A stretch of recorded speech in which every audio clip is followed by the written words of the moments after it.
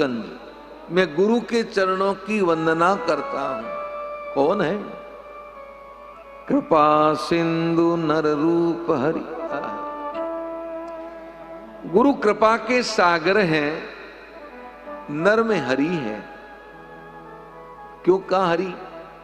महामोतम पुंज जासु बचन रवि कर निकल। महामोह, अंधकार का जो इतना बड़ा मोहरूपी अंधकार है, उस अंधकार से निकलने के लिए गुरु के शब्द सूर्य की किरण है, प्रकाश है। रवि कर निकर, उनके वचन सूर्य की किरण है, क्योंकि सूर्य की किरणों के पड़ने से ही जगत का अंधकार मिटता है। ऐसे ही गुरु के संत के शब्दों को सुनने से ही जीवन में मोह की निवृत्ति होती है। ध्यान रखें। पता सबको है, लेकिन मानता कोई नहीं है। और मानता कब है सुभाष जी? जब भगवान से प्रीति होती है।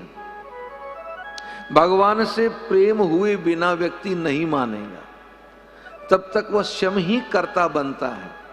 और शम जब तक कर्ता बना रहेगा, तब तक भगवान का ऐश्वर्य क्या है, उनकी प्रभुता क्या है, उनका प्रभाव क्या है, समझ में नहीं आता। हम क्या है महाराज? कभी सोचिए आप, ये इतनी बड़ी पृथ्वी है, उस पृथ्वी के ऊपर भारत एक, हमारे भारत से तो क्षेत्रफल में कई देश बड़े बड़े हैं कि नहीं है? अमेरिका है, ऑस्ट्रेलिया है, ये 4-4, 3-3 गुना बड़े क्षेत्रफल में। तो ऐसी एक पृथ्वी, ऐसी करोड़ों पृथ्वियां एक ब्रह्मांड में हैं, और ऐसे करोड़ों ब्रह्मांड जिसके एक एक रोम में हैं, उस परमात्मा की सत्ता को हम क्या समझ सकते हैं? समझ सकते हैं? दूर से बोलिए। नहीं। लेकिन उनके प्रभाव को थोड़ा सा जान लें। जान लेंगे तो उनसे प्रेम हो जाएगा। जब तक जाने लेंगे नहीं, जान बिनु न होय परतीति, बिनु परतीति होय न प्रीति, और प्रीति बिनु नहीं भक्ति दृढ़ाई, जिम खगेश जल के चिकनाई।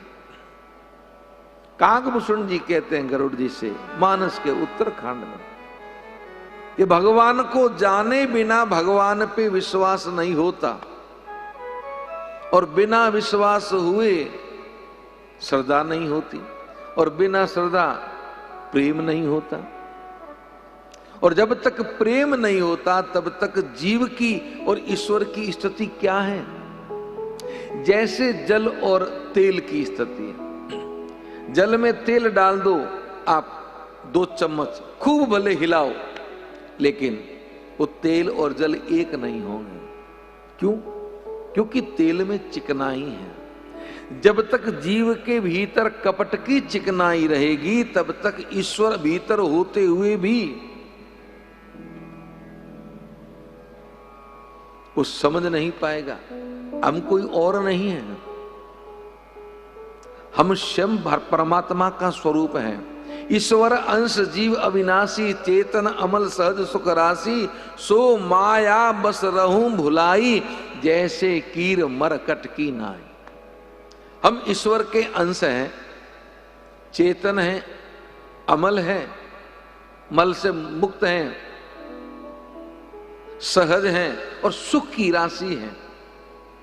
लेकिन दिक्कत कहां हुई कि माया के फेरे में ऐसे पड़ के भूल गए अपने स्वरूप को, और उस भूलने के कारण हम अपने स्वरूप को जानते ही नहीं। हम कौन हैं जानते नहीं, और नहीं जानते इसलिए माया में पड़े हैं, बना रहे हैं, चल रहे हैं, ले रहे हैं, इकट्ठा कर रहे हैं, ये हमारा, वो हमारा, वो हमारा, पर जो हमारा है वो है नहीं। व्यवस्था साधन के लिए जरूरी है। ध्यान रखिए, 4 पदार्थ है ना। कल मैं वृंदावन से आ रहा था तो प्रश्न किया हमारे से प्रदीप जी ने, तो मैंने कहा देखिए 4 पदार्थ हैं। और तुलसीदास जी ने मानस के अयोध्या कांड को प्रारंभ करते हुए लिखा, श्री गुरु चरण सरोज रज निज मन मुकुर सुधारी, बरनऊ रघुवर बिमल जस जोदायक फल चारी। भगवान के गुणों को गाने से 4 फलों की प्राप्ति होती है, लेकिन हम क्या करते हैं, उस फलों को अलग भाव में ले लेते हैं। फल 4 पदार्थ कौन से? अर्थ, धर्म, काम और मोक्ष। अर्थ का मतलब एक तो माल होता है सुभाष जी, नोट। एक अर्थ का मतलब यही है कि हमारे जीवन का अर्थ क्या है। जब तक ये समझ में नहीं आएगा तब तक जीवन जन्मे और गए पता ही नहीं चलेगा। जीवन का अर्थ समझ में आएगा तो दूसरा पदार्थ धर्म आएगा। धर्म के मार्ग पे चलने की कोशिश करोगे, अर्थ समझ में आते ही जीवन में धैर्य आएगा, जीवन में क्षमा करने का भाव आएगा, जीवन में इंद्रियां नियंत्रण होनी चालू हो जाएगी, विकारों का त्याग होना चालू हो जाएगा, अस्थेय यानी चोरी करने का भाव समाप्त हो जाएगा, बुद्धि सात्विक हो जाएगी, क्रोध आना बंद हो जाएगा और हृदय में करुणा आनी चालू हो जाएगी। अब जब ये धर्म आएगा तो तीसरा पदार्थ काम। काम का मतलब वासनाएं नहीं है, हमारी कामनाएं जगत से जुड़ी हुई है। वो कामनाएं, जब धर्म आएगा, अर्थ आएगा तो कामनाएं परमात्मा से जुड़ जाएगी। जीवन का हर कृत्य, हर कर्म ईश्वर से जुड़ जाएगा। करोगे तो जगत के काम, लेकिन भाव ईश्वर का होगा। करना है, ये परिवार मेरा है क्योंकि इसका कारक मैं बना हूं, तो मेरा कर्तव्य है कि इनकी व्यवस्था करूं, पर मैं करता नहीं हूं, मेरा कर्तव्य है और कर्तव्य का पालन करना तो मैं कर रहा हूं। परमात्मा जो करवाता है वो करवाता है, पर मैं इसका श्रेय लेने वाला नहीं हूं, मैं करता नहीं हूं। करते रहो पर वो अपना मत समझो, ये भाव आ जाएगा। कामनाएं ईश्वर की तरफ जुड़ जाएगी जगत से निकल के, और जब कामनाएं ईश्वर से जुड़ जाती है तो चौथा पदार्थ आ जाता है अशोक जी, मोक्ष। मोक्ष का अर्थ ये नहीं है कि निर्वाण, मोक्ष का अर्थ यह है कि जगत की समस्त मोह से निवृत्ति ही मोक्ष का अर्थ है। जीवन में कोई कामना नहीं तो मुक्ति हो गई। मोह का क्षय मोक्ष। अब कामना नहीं तो मोह होगा ही नहीं, नहीं मोह होगा तो मोक्ष का क्षय होगा। तो गुरु के आशीर्वाद से ये एक श्लोक में, एक सोरठे में पूज्य गोस्वामी जी ने सब बता दिया। जिनके वचन सूर्य की किरण के समान है, मैं गुरु के चरणों की वंदना करता हूं। और एक सोरठे में पूरा नहीं किया, आगे कहने लगे, बंद हूं गुरु पद पदुम परागा, बंद हूं गुरु पद पदुम परागा, सुरुचि सुबास सरस अनुरागा, सुरुचि सुबास सरस अनुरागा, अमिय मूरी मय चूरन चारु, अमिय मूरी मय चूरन चारु, समन सकल भव रुज परिवार,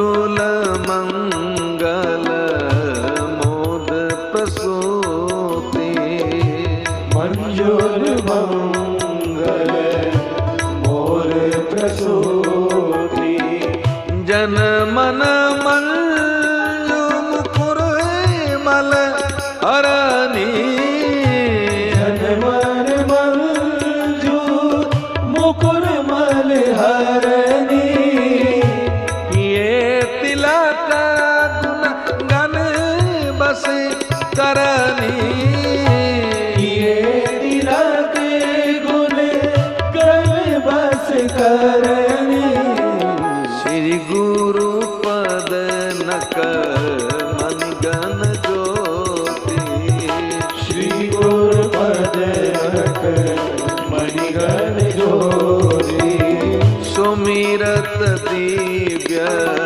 दृष्टि ज्योति, सुमिरत देव दृष्टि ज्योति, दलन मोतम सो प्रकाशु, दलन मोहतम सोस प्रकाशु, बड़े भाग युरे आवई जासु, बड़े भाग उरे आवई जासु, उदरई विमल बिलोचन ही के, उदरहि विमल विलोचन के, मिटई दोष दुख भवरजनी के, मिटहि दोष दुख भवरजनी के, सुजय राम चरित मनि मानिक, सुजहि राम चरित बलिमानिक, गोपत प्रगट जाजो जय खानिक, पथ प्रगट जह जो जय कालिक,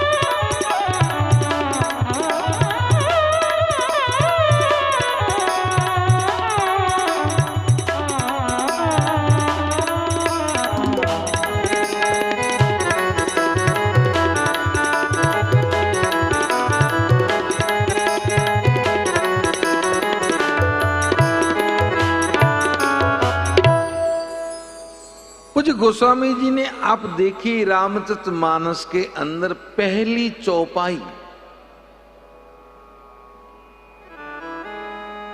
गुरु वंदना के रूप में लिखी। जिनकी कथा लिख रहे उनकी नहीं, उनके आराध्य हनुमान जी उनकी नहीं, जिनसे प्रीति शंकर से उनकी नहीं। शंकर से प्रेम किसने करवाया, राम जी की कथा का ज्ञान किसने करवाया, और हनुमान जी से प्रीति किसके द्वारा हुई? मूल में कौन है? बोलिए सुभाष जी। आप ध्यान करते हो, मेडिटेशन करते हो, गीता का स्वाध्याय करते हो, तो किसी ने तो आपको प्रेरणा दी है कि नहीं दी है? बोलिए। कहीं न कहीं से तो ये विचार उत्पन्न हुआ है, किसी को सुन के, किसी के पास बैठ के। आप कर रहे वो बड़ा नहीं है, जिसने आपके हृदय में भाव उत्पन्न किया बड़ा वो है महाराज। इसलिए वंदन उसका होता है। गुरु को श्रेष्ठ इसलिए कहा गया है। सहजों से कहा कि सहजो, तुम्हारे पास तुम्हारे गुरुदेव हैं और तुम्हारे पास ये भगवान खड़े हैं। अब तुम दोनों में से किसे वंदन करोगे? पहले किसको करोगी ये बताओ। गुरुदेव को करोगी या भगवान को करेगी? अब बताओ, ऐसा जगत में कौन सा गुरु है जिसको भगवान ने नहीं बनाया? अशोक जी, सब मम प्रिय सब मम उपजाए। कोई भी ऐसा गुरु नहीं जिसको भगवान ने नहीं बनाया। सबको बनाने वाले तो परमात्मा ही है ना, है कि नहीं है? लेकिन सहजो क्या कहती है? गुरु गोविंद दोनों खड़े, अर किसके लागू पाए। बलिहारी गुरुदेव की, बलिहारी गुरुदेव की, जो गोविंद दियो मिलाए। सत्य में तो बलिहारी गुरु की होती है महाराज।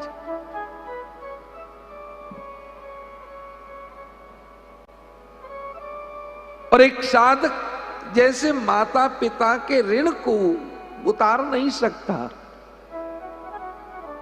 वैसे कोई शिष्य, कोई साधक अपने गुरु के ऋण से मुक्त नहीं हो सकता।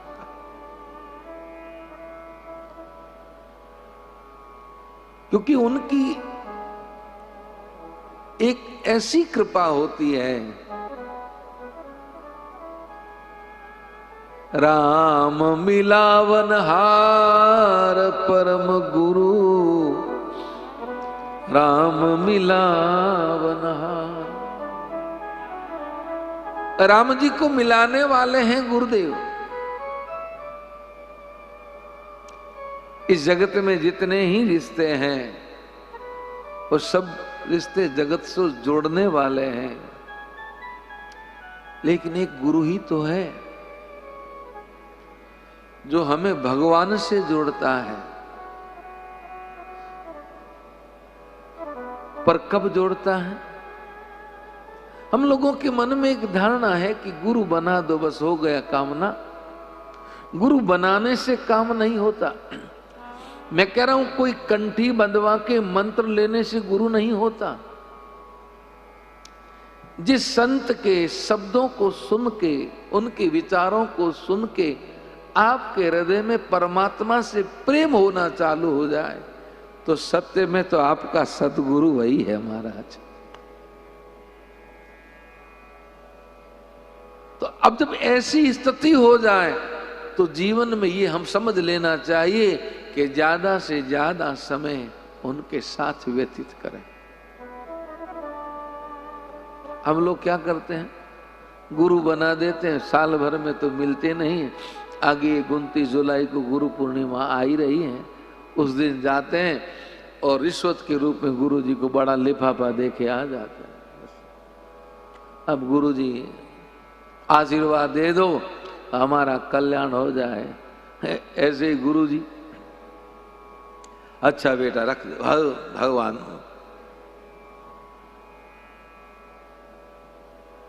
न तो गुरु जी का कल्याण, चेलों का कल्याण। अरे उस शिष्य को तो कभी सामने बैठने ही नहीं देना चाहिए जो साल में एक बार आए और आके लिफाफा रख। उसको देगा तेरा लिफाफा, निकल यहां से, तेरे को मंत्र दे के भी मैंने गलती की, चल वापस दे मेरा मंत्र। नहीं तो क्या होता है, ऐसे चेले अगर जीवन जब संसार से जाएंगे, गुरुजी और चेले अकर्म करके जाएंगे तो गुरुजी तो डूबेंगे, क्योंकि चेले डूब रहे तो गुरुजी कौन सा तरेंगे महाराज। दो चार चेले और न अगर करें तो चलो गुरु जी अपने भजन के प्रभाव से उनको भी पार ले जाएं। अब चेले ही कम लाखों की संख्या में महाराज, तो मामला सेट कैसे होना है? जवाब दीजिए। जाए संत सदगुरु के पास, जगत के कामों को लेके कभी मत जाए। मैं कई बार कहता,